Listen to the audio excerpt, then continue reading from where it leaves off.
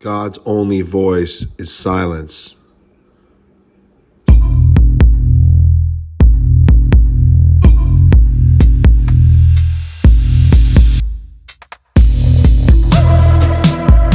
Well, hello, my beautiful friends, love and vibes, boy Nunzziii.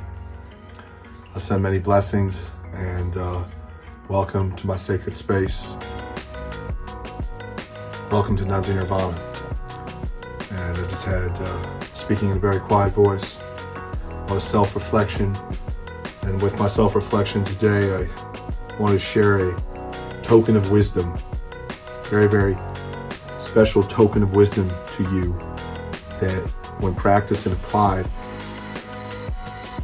it will dictate your entire experience of your whole life, starting from this moment. And it's this concept that it's extremely powerful, and it's that your ego and your awareness cannot coexist at the same time, right?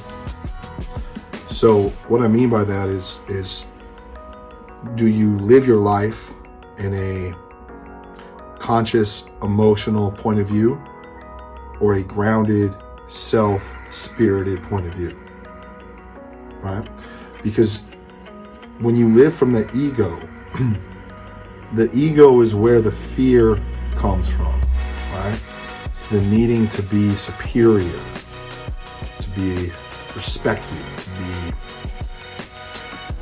put on a pedestal. That's what our egos do. They're these fabricated versions of who we are.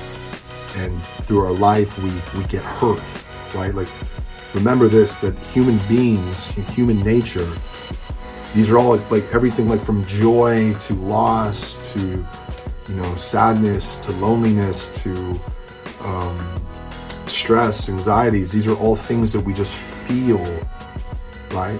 You're going to feel these. All humans feel these emotions, regardless, because that's just human nature. But the difference is when these feelings arise in you, right? When you have these emotions, are you run by them, or are you aware of them? That's the token right there, right? Because when you are consumed with an ego persona, when your personality is this part of you who isn't the divine essence of who you are, that is where the lower vibrations come from. So conflict, because you need to be right.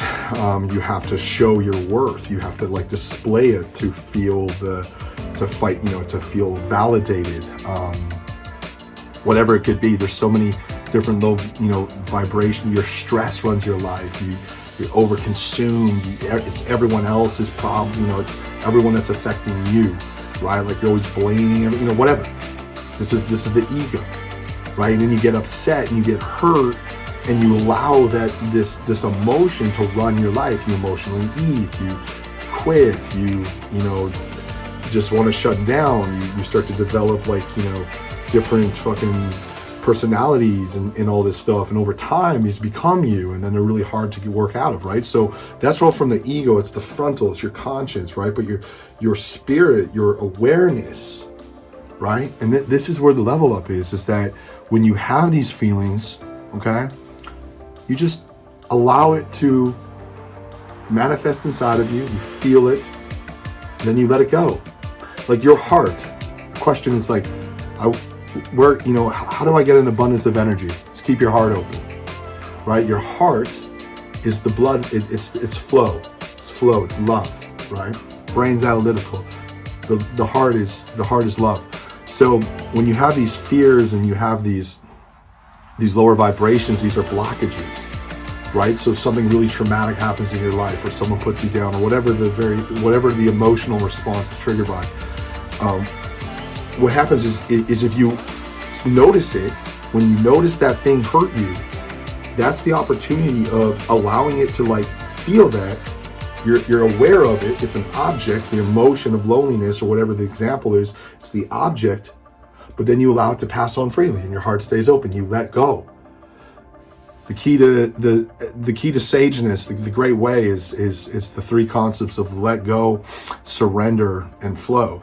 You have to there's a continuous flow, right? Awareness does not fight, it releases. So it's the practice of releasing always. Because if you allow the emotional response to stay in you rather than releasing it, then it will start to become your center of focus. And when you're focused on it, that's what's going to be, your whole life is consumed with it. So the token of wisdom here that's very profound is the understanding that your ego, which we all have, is an awareness, which is yourself, your divine essence. They can't coexist. They can't happen at the same time, right? Because when you're really aware of it, you're grounded. And you can allow these feelings that you're going to experience throughout your whole life, you're just going to allow them to come up and go. But if you live from the ego, then you're going to live in fear. And fear is going to stem protection. So you need to protect these fears inside of you rather than releasing them. So it's an internal fight rather than a release. So it's extremely important that as you go through your life, you have these moments where you reflect. And you stay grounded in yourself, in your dharma, in your purpose, in your mission.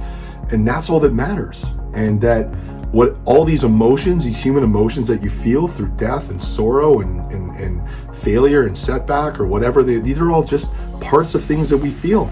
And allow them to feel it, just experience it. Allow it to be a teacher. Allow it to make you stronger. Allow it to, observe it, witness it. Be like, okay, this is good. Like, this is data for myself to level up. And that's how you're going to spiritually grow as a human being and become divine and be lived the great way and live an incredible human experience. To walk the world but not let it run you. It's a really good way to put it, right? So anyway, my beautiful friends, it's your boy Nunzziii Nirvana. I love my Nunzziii Nirvana. It's always a very sacred space for me, and I appreciate every single one of you.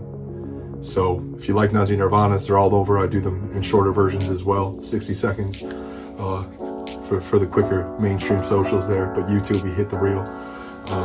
So many blessings.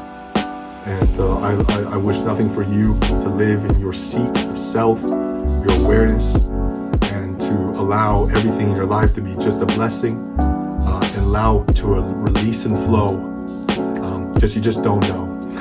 Okay, if you're not excited, get excited. Your boy Nunzziii. Bless.